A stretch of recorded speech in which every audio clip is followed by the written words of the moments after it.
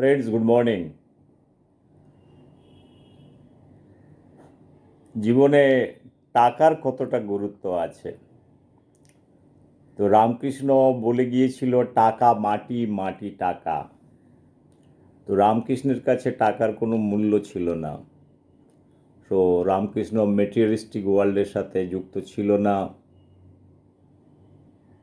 এই spiritual point of ভিউতে বলেছিল টাকা মাটি, মাটি টাকা। আরও একটা কথা বলে গিয়েছিল যে যত মত তত পথ। দেখো, রামকৃষ্ণকে আমরা যদি মনে করতে চাই, তার দুটো কথা দিয়ে রামকৃষ্ণকে কিন্তু খুব ভালো করে বোঝা যায় একমাত্র হচ্ছে যে এই দুটো দিয়ে আজকে পৃথিবীতে যারা রামকৃষ্ণ নিয়ে চর্চা করেন, আমি ট্র্যাডিশনালি রামকৃষ্ণের কি কাজ, কিভাবে বিবেকানন্দকে ইনফ্লুয়েন্স করেছিল, সেগুলো নিয়ে আমি যাচ্ছি না। আমার যেটা বক্তব্য, যে রামকৃষ্ণ থেকে বিবেকানন্দের, যে রামকৃষ্ণের ফিলোসফি বিবেকানন্দের মধ্যে যেটা ট্রান্সফার হলো, সেখান থেকে সুভাষচন্দ্রের মধ্যে হলো, সেগুলোকে আমি ট্রান্সফরমেশনটাকে একটু সায়েন্টিফিক ওয়েতে দেখার চেষ্টা করছি। আমি তারও আগে একটু পেছনে চলে যাই। পেছনে গিয়ে ব্যাপারটাকে, যে আমাদের যে ভারতবর্ষের মধ্যে, স্পেশালি বাংলায়, মানুষের প্রতি যে টাকার প্রতি ইন্টারেস্ট নেই। আজকে যদিও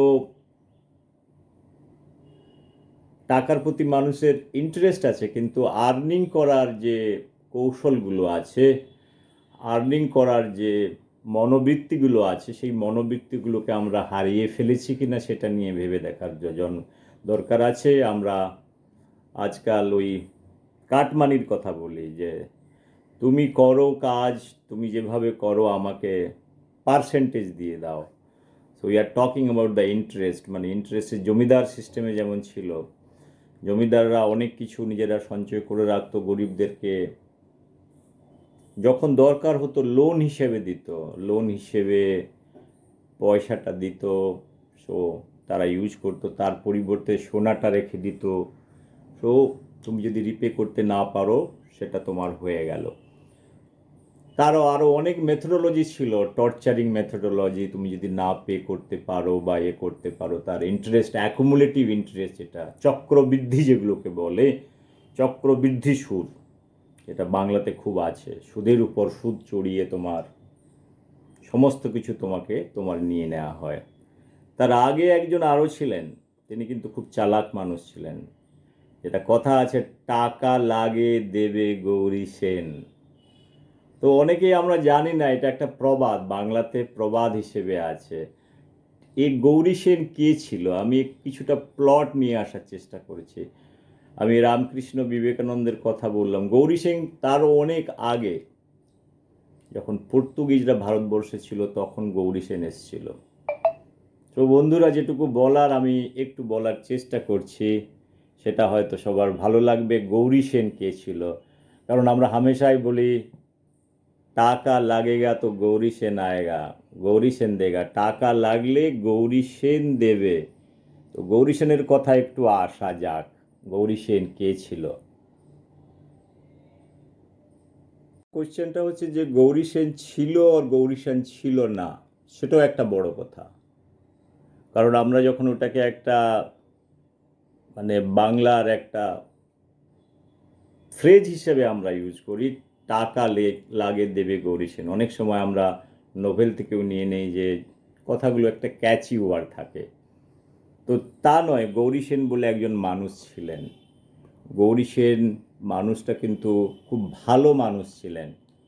সে মানুষকে সবসময় হেল্প করতো, যখনই যার টাকা লাগতো, সেই গৌরী সেন এসে কিন্তু তাকে টাকা হেল্প করতো। যারা জেলে আছে, যারা দেনার দায়ে যারা জেলে পড়ে আছে, তাদেরকে মুক্ত করার জন্য কারোর যদি কিছু হেল্প লাগে, তখন গৌরী সেন দৌড়ে গিয়ে চলে যেত। গৌরী সেন হেল্প করে ওদেরকে জেল থেকে বের করে নিয়ে আসা, দেনার দায়ে যারা পড়ে আছে তাদেরকে করা। তো গৌরী সেন মানুষটা বাই হার্ট খুব ভালো ছিল। গৌরী সেন 1580 সালে তার জন্ম। গৌরী সেন গৌরী সেনের জন্ম হুগলি ডিস্ট্রিক্টে গৌরী সেনের জন্ম। তো গৌরী সেন মানুষটা হুগলিতে জন্মগ্রহণ করেছে। অনেকে বলে না, হুগলিতে নয়, ওর অরিজিনাল হচ্ছে মুর্শিদাবাদে, বহরমপুর থেকে এরা এসছে। বহরমপুরে যারা ওদের অ্যানসেস্টার যেগুলো ছিল, তারা বহরমপুরে এগ্রিকালচার করতো। তো এগ্রিকালচারে একদিন এগ্রিকালচার করতে করতে কি হলো, তো জমি থেকে ডিগ করতে করতে অনেক সোনা পেয়ে গেল। তো গৌরী সেনের ফ্যামিলি সোনা যখন জমি থেকে বেরিয়ে এলো, চাষ করতে করতে ওরা অনেক সেই সোনা দিয়ে অনেক বড় লোক হয়ে গেল। এটা এই 14-15 সেঞ্চুরিতে মাটির তলায় সোনা থাকার একটা কাহিনী ছিল। মানুষ তখন তো ব্যাংক ফ্যাংক ছিল না, ব্যাংক না ছিল, কোনো কিছু ছিল বা কোনো স্টোরেজ ছিল যে ওখানে বাবা সোনাগুলো তুমি সারা জীবনের সঞ্চয়গুলো তো কেউ মরে যাওয়ার পর উপরে নিয়ে যেতে পারে না। না, ভগবান, এটাই একটা গডের ভালো একটা বৈশিষ্ট্য বলা যায়, that whatever wealth you create in this mother earth, that is nobody is able to carry on heaven. So if you do bad work also, you are not able to carry to hell. So it remains here. তো গৌরী সেনের বাড়ির লোকেজনেরা যখন মাটিতে চাষ করতে যাচ্ছিল, তখন মাটির তলা থেকে সোনার ভাণ্ডার বেরোলো। সেই সোনার ভাণ্ডার বেরোনোর পরে ওটাকে ওরা নিজের প্রপার্টি হয়ে গেল। যেমন আজকে 19th সেঞ্চুরি 20th সেঞ্চুরি কী হয়, তোমার যদি একটা বড় জমি থাকে, সেই জমিতে খুঁড়তে খুঁড়তে যদি এখানে একটা সোনার খনি পেয়ে যাও, সোনার খনিটা হচ্ছে তোমার হয়ে গেল। কয়লার খনি পেয়ে গেল, ওটা তোমার হয়ে গেল। তখন এখনও ভারতবর্ষের বহু জায়গায় এই জিনিসগুলো আছে। যেমন তুমি গোয়াতে চলে গেলো, mining industry, that mine belongs to the private people.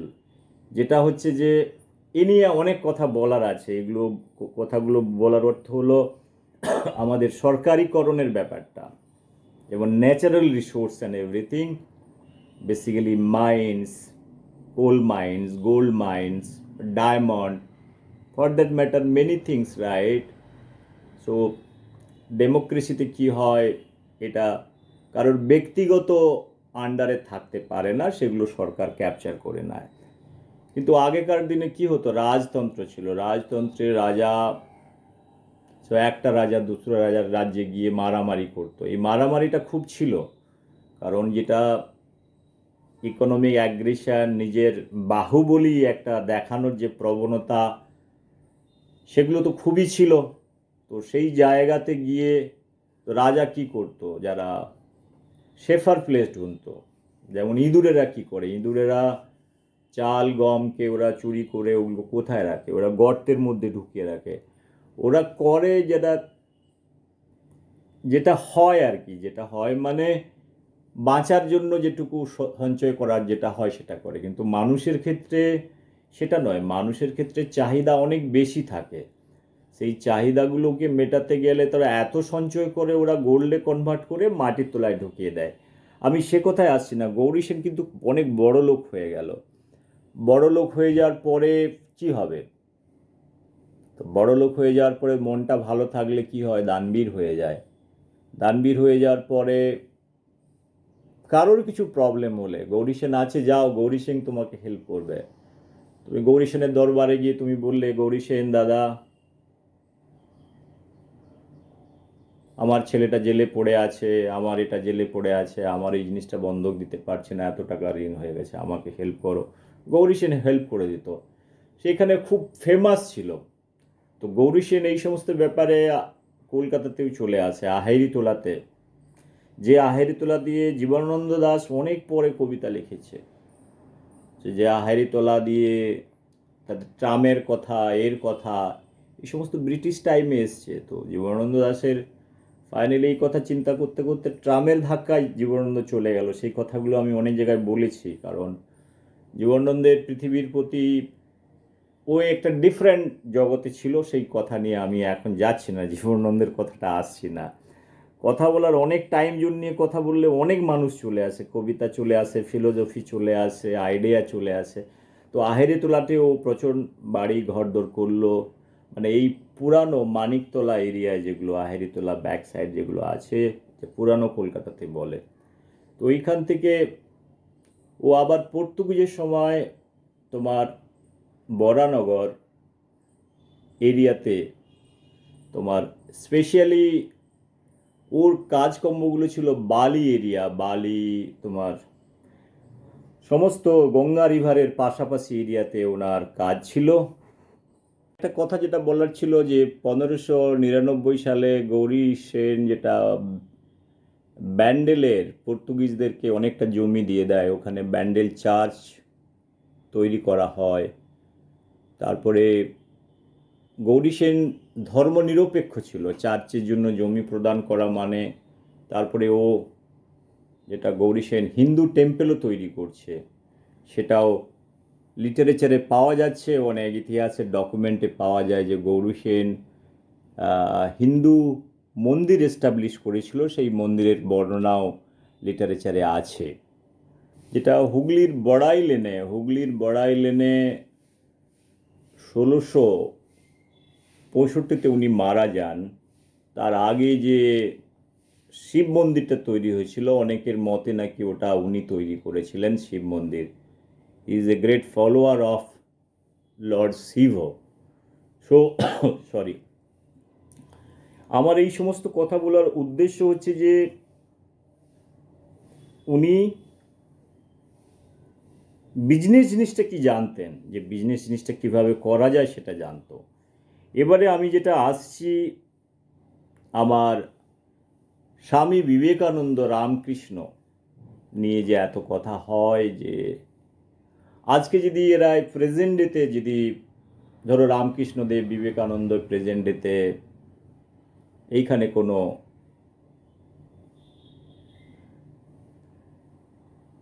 কলকাতার কোনো রাস্তা দিয়ে হেঁটে চলে যাচ্ছেন, শ্যামবাজার মানিকতলা, এই ধরো শ্যামবাজার থেকে হাঁটতে হাঁটতে দুজনে গল্প করতে যাচ্ছে,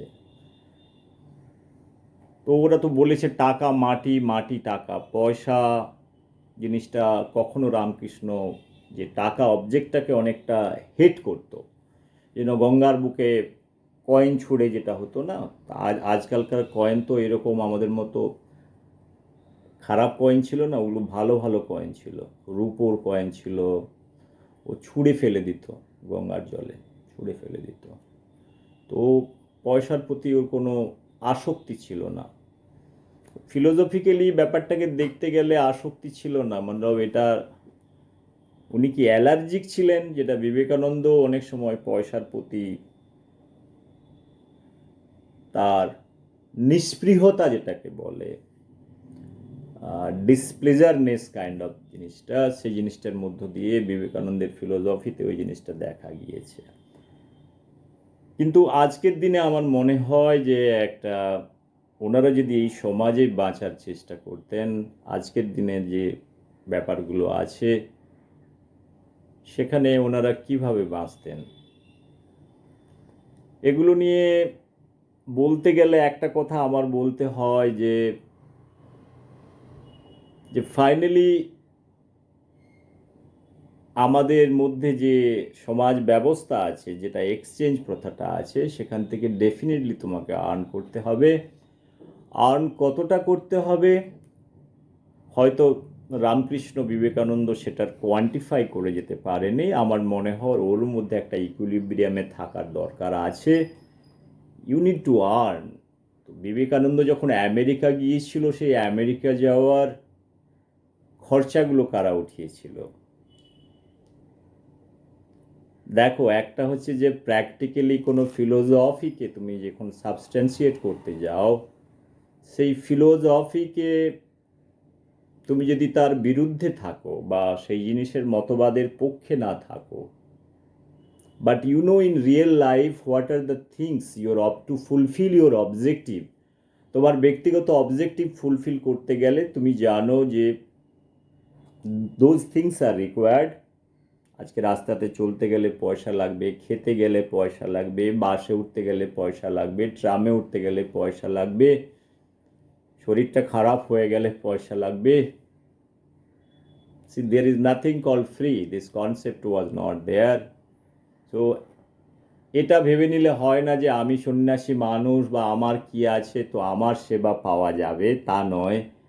তুমি যখন একটা সমাজের ফিলোসফি বলছো, সমাজের দর্শনের কথা বলছো, সেই দর্শনের মধ্যে একটা জিনিস থাকা উচিত, there must be some defined limitation, যে এতদূর পর্যন্ত তোমার চাওয়া পাওয়ার একটা লিমিটেশন থাকা উচিত, যেগুলো বেসিক নিড সেগুলো উচিত।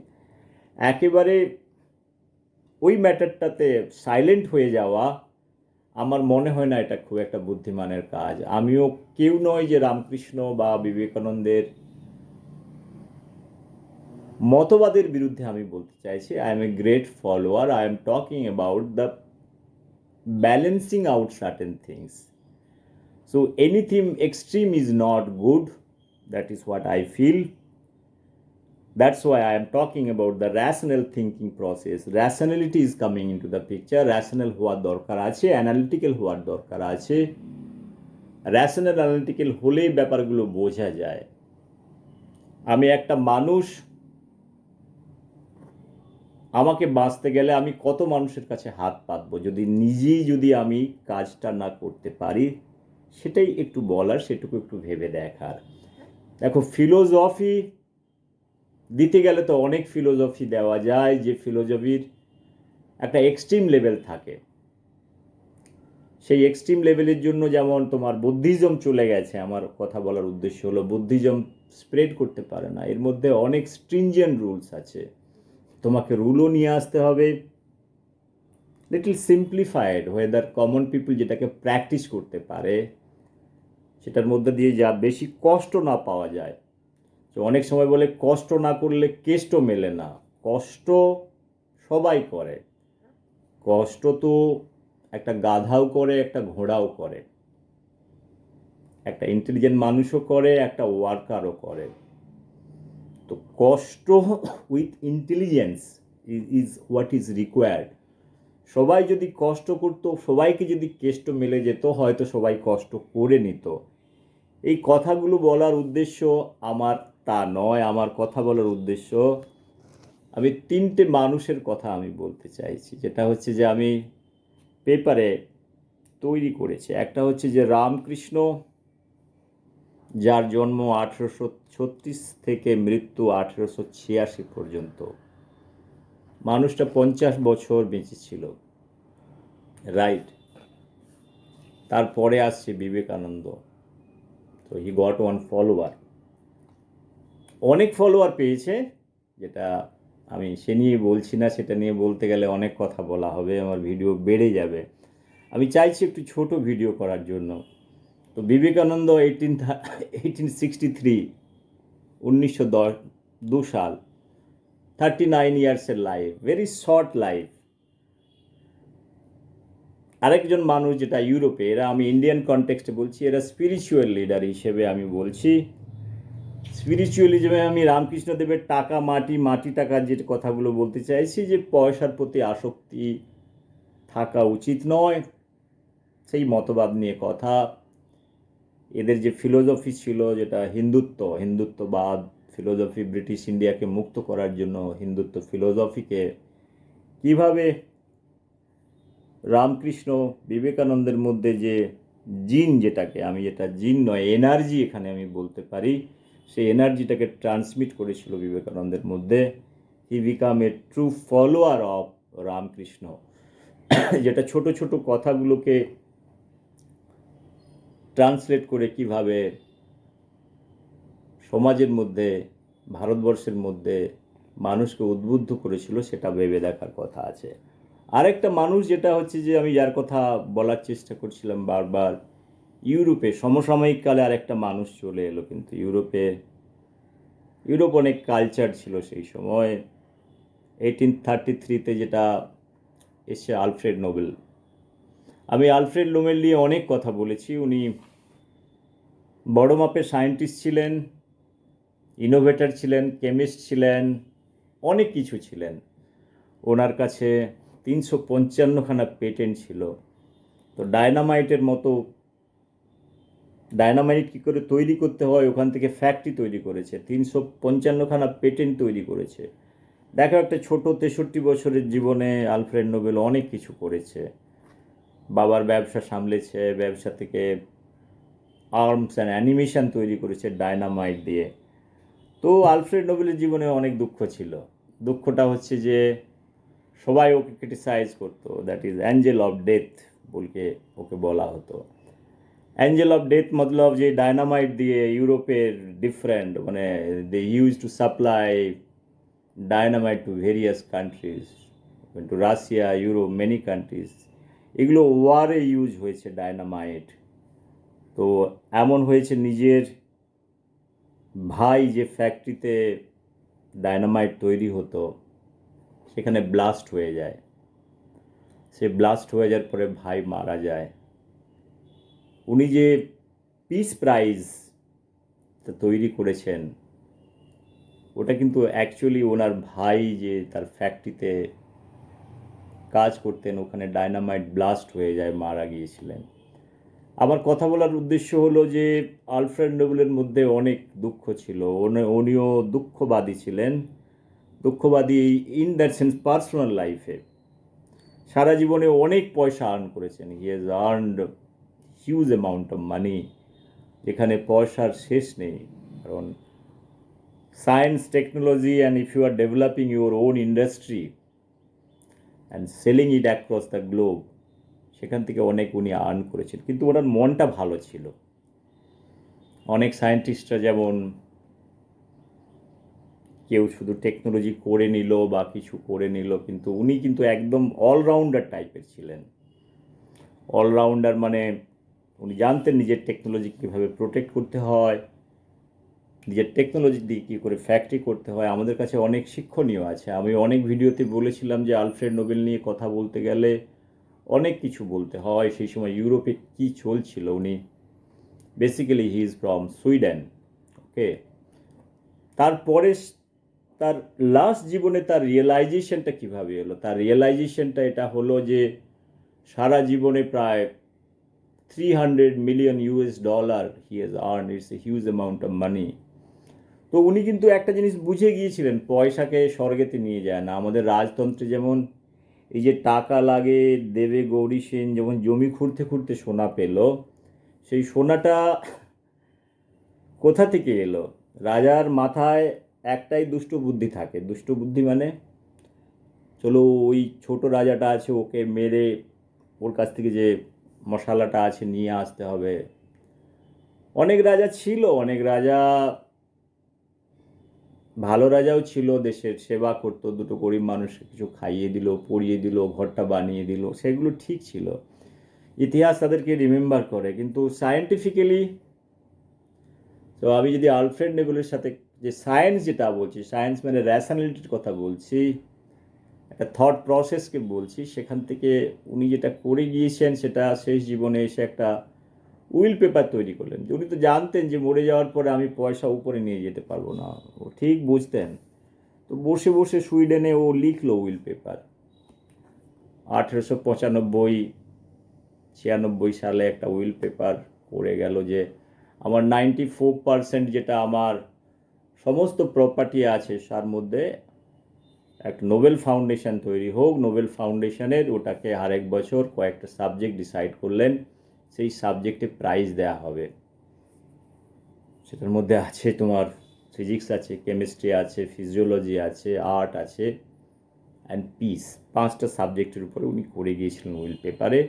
অনেক কথা লিখে গিয়েছিলেন। আমি 8খানা 10খানা ভিডিও করেছি নোবেল ফাউন্ডেশন নিয়ে। তারপরে কি করে ওগুলো ধীরে ধীরে ধীরে ধীরে সব কী হলে উনি মরে যাওয়ার পর, মারা যাওয়ার পরে যে জিনিসটা হয়েছে তা নিয়েও আমার কথা বলেছি। এখানে আমার এই সমস্ত কথা বলার উদ্দেশ্য ছিল না। আমার কথা বলার উদ্দেশ্য হচ্ছে যে উনি, দেখো একটা সময় ইন্ডিয়াতে এখানে স্পিরিচুয়াল নিয়ে কথা বলেছে। এখানে বিবেকানন্দ, রামকৃষ্ণ তাদের স্পিরিচুয়ালিজম, হিন্দুত্ব নিয়ে কথা বলছে। বিবেকানন্দের মধ্যে আরেকটা ওয়ান স্টেপ আগে গিয়ে ব্রিটিশদেরকে কীভাবে মুক্ত হতে পারে সেখান দিয়ে কথা বলছে। বন্ধুরা, আমার একটা ছোট কথা বলে আমি আমার ভিডিওটাকে বাড়াতে চাইছি না। এই যে আমার রামকৃষ্ণ, বিবেকানন্দ আলফ্রেড নোবেলের মধ্যে আমি একটা সিমিলারিটি দেখতে পাচ্ছি।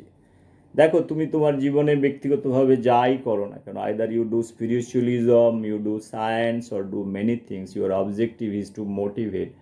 সবাই চায় যে সমাজের কল্যাণ কিছু হয়ে যাক, যেটা আলফ্রেড নোবেল চেয়েছিল সমাজের কল্যাণ হয়ে যায়। ওনার পিসের, Alfred Nobel was very much in favor of peace. He was not liking the war. His animation activities, especially that is meant for to stop war. Many times he has talked about many issues. ওনার শেষ জীবনে যেটা আর্নিংটার কথা বলছি, উনি ব্যক্তিগতভাবে উনি চেয়েছিলেন যে ওনাকে কেউ ইনভেন্টার হিসেবে, ওর যে অ্যাক্টিভিটিস আছে কেউ না জানতে না পারে। তাই জন্য উনি সায়েন্স অ্যান্ড টেকনোলজির ক্ষেত্রে যে নোবেল ফাউন্ডেশন করে উনি চলে গেছেন। কারণ নিজের যে কর্ম, অনেকে যেটা ওনাকে বলা হতো Angel of deaths because of the dynamite, তো সেখান থেকে মানুষ ব্যক্তিগতভাবে দুঃখ পায়। দুঃখ পেয়ে উনি বলেছিলেন যে আমার নামটা যেন না ইতিহাসে, আমি কি করি আমার পাস্টটা যেন না, it is not that relevant. So what he has done, he has made the Nobel foundation. সেখান থেকে নতুন সায়েন্সের একটা দ্বারোদ্ঘাটন করা, সবাইকে এনকারেজ করা, প্রতি বছর একটা করে প্রাইজ দেওয়া একটা সাবজেক্টে। এটা হচ্ছে আলফ্রেড নোবেলের কাজ। এটা দেখতে গেলে ফিলোসফিক্যালি একটা আইডিয়া লেভেলের ট্রান্সফরমেশন নিজের ব্যক্তিগত ইন্ডিভিজুয়ালি উনি করে গিয়েছেন, সমাজের কারোর কাছ থেকে উনি কিছু নিয়ে যাননি। আমার ব্যক্তিগতভাবে আমি যেটা বলতে চেয়েছিলাম যে এটা রামকৃষ্ণ বিবেকানন্দের কথা। আমরা রামকৃষ্ণ বিবেকানন্দের কথা বলতে গেলে একটা কথা বলি যে আমি যদি একটা পুরো সেল ধরে নেই, সেলের মধ্যে তোমার অনেক কিছু থাকে। সেলের মধ্যে আমি তোমাকে একটা দেখাচ্ছি এখানে। আমি এটা বলতে চেয়েছিলাম Ramakrishna Vivekananda Alfred Nobel. Ramakrishna Vivekananda Alfred Nobel almost same time they have come, plus minus here and there. তো রামকৃষ্ণ is talking about টাকা মাটি, মাটি টাকা, যত মত তত পথ। Vivekananda is coming, tapping his idea. So it is tapping. Now if you think Ramakrishna is a cell, is a nucleus, consists of lot of DNA, right? Swami Vivekananda is a kind of a vector. Now the question is, তোমার idea থাকলে আইডিয়াটাকে তোমাকে কি করতে হবে? আইডিয়াটার এক্সটেনশনের দরকার আছে, তো মাল্টিপ্লিকেশনের দরকার আছে, রাইট? সেই মাল্টিপ্লিকেশনটা করবে কে? সেই মাল্টিপ্লিকেশনটা করবে এখানে, if I take Ramakrishna kind of a wisdom here of few ideas that has been translated by Vivekananda and his other followers, the most of the things was done by Vivekananda. Is a plasmid. So what he is taking? He is taking the DNA part of a nucleus, of a DNA part which is present in the nucleus, in the chromosome. You know, ক্রোমোজোমের মধ্যে যে DNA গুলো থাকছে, সেই foreign good things, important things সেখান থেকে প্লাজমিডের মধ্যে, ওটাকে প্লাজমিড হচ্ছে যে সাইটোপ্লাজমে থাকছে, তোমার নিউক্লিয়াসের বাইরে প্লাজমিড আছে। It also carries DNA, that is any biology student can understand. Here Vivekananda is plasmid for me. He is carrying DNA of, not the physical DNA, the idea DNA. He is transmitting, inserting, multiplying. He is a vector. He is a vector, he is a carrier, that is what. So তুমি যখন একটা foreign ডিএনএকে একটা হোস্টের মধ্যে ওটাকে দিয়ে দাও, ওটা multiply করে, then again it's requires host. Now this plasmid cannot grow alone, you need also one host over here to grow. So a lot of bacteria has been decided nowadays in vaccine production, monoclonal antibody, so different molecule development অনেক কাজেতে এই সমস্ত use করা হয়। This is a simple technology. Let me make it very simple. It's a basically machine. Biotechnology or molecular biology or bio engineering যেগুলোর কথা বলি, machine, lathe machine, এটা বাংলায় পাতি বাংলায় বলে লেদ মেশিনে যেমন তোমার নাট বোল্ট তৈরি হয়, হুইল তৈরি হয়, তো ডিফারেন্ট ডাইমেনশনে তৈরি হয়, লোহা আক্ষা লোহা কেটে কেটে ওগুলোকে তৈরি হয়। Similar way I explain this thing, this is also a silent lathe machine. Lathe মেশিনে কী হয়, একটু আওয়াজ হয়, আওয়াজটা খটখট খটখট খটখট ঘটঘট ঘটঘট ঘটঘট আওয়াজ, যেগুলো অনেকের হয়তো পছন্দ হয় না, কিন্তু যেটা মাইক্রোবায়োলজি ওয়ার্ল্ডের ক্ষেত্রে হয়ে থাকে, যেটা knowledge idea, my purpose of telling all those things, so you can do science also without making noise. So whatever small noise is happening, the idea level, Swami Vivekananda, Ramakrishna Dev, whatever things are happening, the idea, the wisdom I talked about many times, this is a big laboratory, এখানেও research হয়।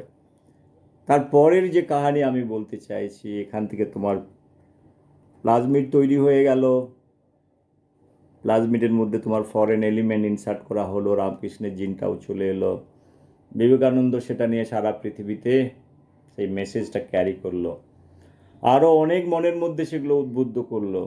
রামকৃষ্ণ বেলুর মঠ তৈরি করলো, তাদের মধ্যে একটা যে রামকৃষ্ণের যেটা ফিলোসফি, যেটাকে করার জন্য মঠ, বেদান্ত অনেক নিয়ে অনেক কাজ, সেটা সবাই জানে, চিকাগো থেকে শুরু করে ইংল্যান্ড থেকে শুরু করে অনেক জায়গায়।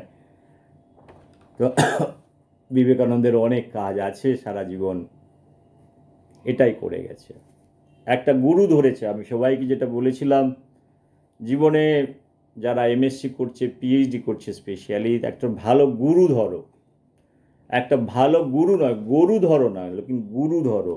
গরু ধরলে কি হবে, ওটা 5 মাস 6 মাস তোমাকে মিল্ক দেবে, তারপরে ওটা বুড়ো হয়ে গেলে ওটাকে মানুষ বেচে দেয়, মানুষকে ভুলে যায় সেগুলো। কিন্তু গরু ধরো না, গুরু ধরো, সারা জীবন তোমার সাথে থাকবে।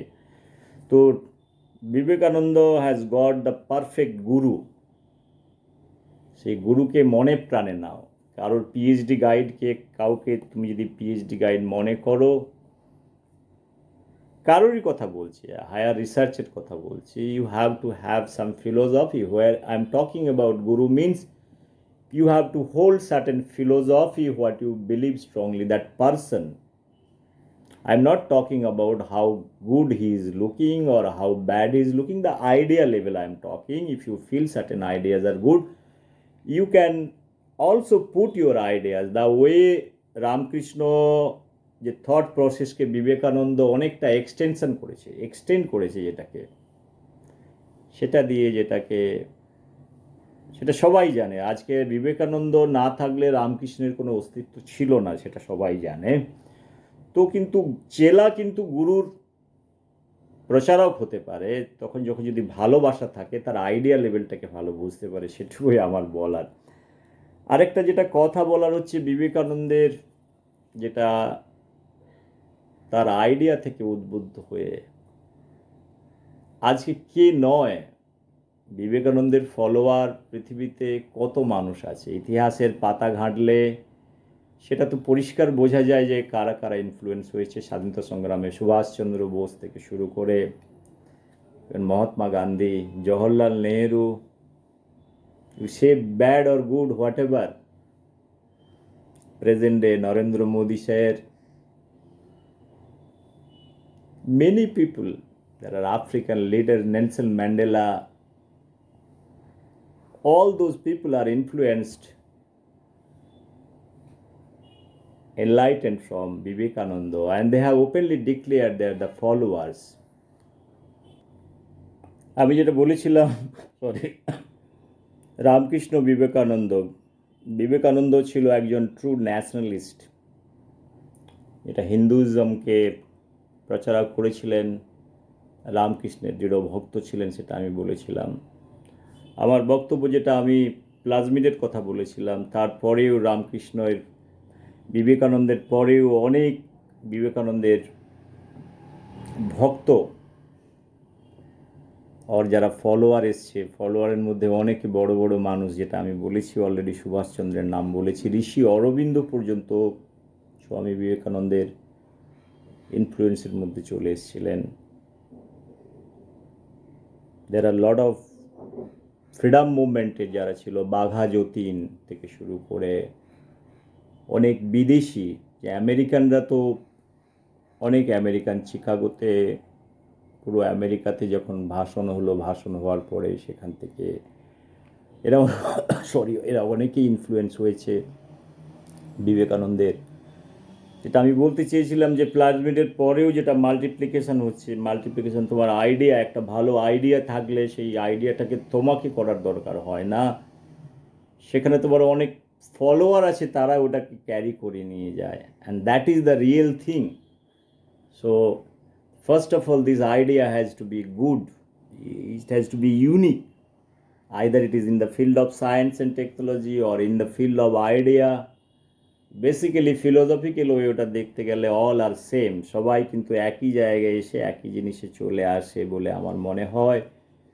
সেই জন্য আজকের দিনে বিবেকানন্দের রেলিভেন্স আছে। ঠিক আছে, জেএনইউতে বা কিছু একাডেমিক ইনস্টিটিউটে বিবেকানন্দকে নিয়ে অনেক কিছু করে,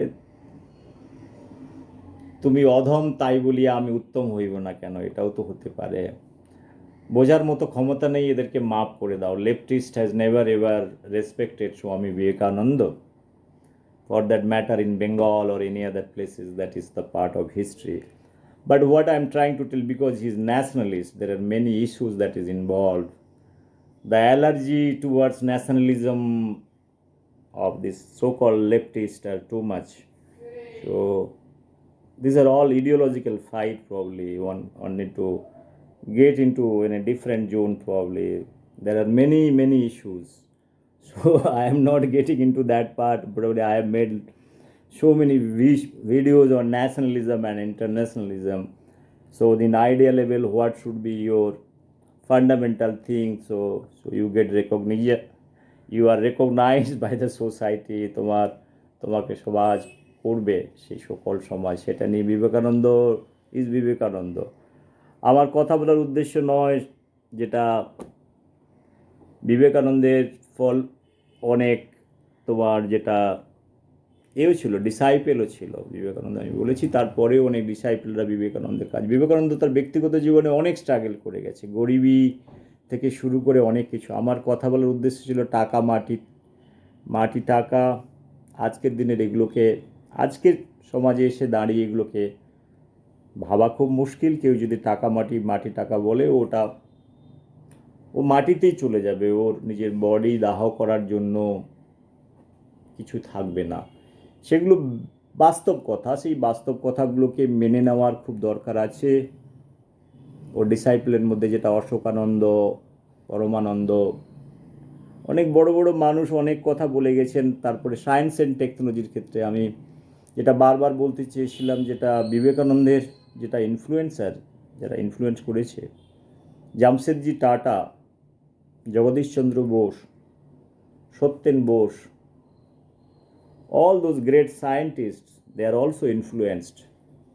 So এরা যে এক একটা পার্সোনালিটি, সেগুলো ওই সময়ে 19th সেঞ্চুরির মধ্যে যে পার্সোনালিটিগুলো এদের কাছ থেকে বিবেকানন্দের মধ্যে ইনফ্লুয়েন্স হওয়া, মানে এগুলো অনেক বড় ব্যাপার। তো এইটাই আমার কথা ছিল, যে আলফ্রেড নোবেলের ব্যক্তিগত জীবন, রামকৃষ্ণের ব্যক্তিগত জীবন আর বিবেকানন্দের ব্যক্তিগত জীবন, এরা ডিফারেন্ট জায়গা থেকে আসছে, বাট ফিলোসফিক্যালি যদি দেখা যায়, একটা কমন প্ল্যাটফর্ম আমি দেখতে পাই, সেটাই আমার ব্যক্তিগতভাবে বলার। তো আজকের সমাজে দাঁড়িয়ে we have to be balanced, so act in a balanced way, take all the philosophy, finally you draw what is good and what is bad for your life। তোমার ব্যক্তিগত জীবনে কোন দর্শনটাকে ভালো লাগে সেটা নেওয়ার চেষ্টা করাই হচ্ছে বুদ্ধিমানের কাজ বলে আমার মনে হয়। আমি এই কথা বলে আমার কথা শেষ করছি। Thank you very much for giving me opportunity to speak little bit on these issues. I am not expert. I'm so sorry if I have done some mistake. So all the best. Take care. Bye bye.